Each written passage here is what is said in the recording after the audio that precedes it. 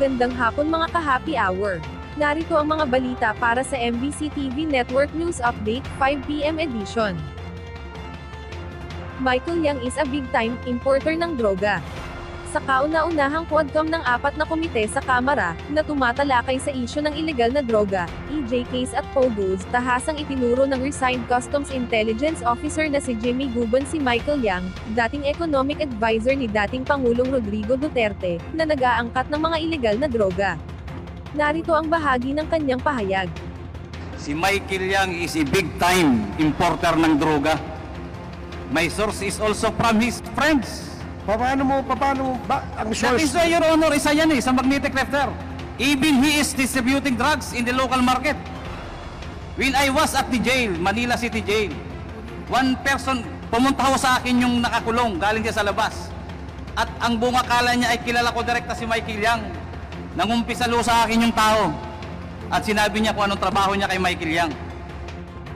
Samantala, bahagi ng F. Manalo Street pansamantalang isasarado simula ngayong araw. Kaninang alas 2 ng hapon, inaabiso ng Pasig City Public Information Office na pansamantalang isasarado sa bahagi ng F. Manalo Street mula D. Baltazar Street hanggang Santos Street sa Barangay Santo Tomas, Pasig City, upang magbigay daan para sa isasagawang conduct ng Youth Awards and Splash Nights. Ito ay matatagal na pagsasara sa F. Manalo Street hanggang mamayang alas 12 ng hating gabi. At yan ang mga balita para sa MBC TV Network News Update 5 PM edition. Samahan ninyo kami bukas, mula alas 9 ng umaga, hanggang alas 5 ng hapon.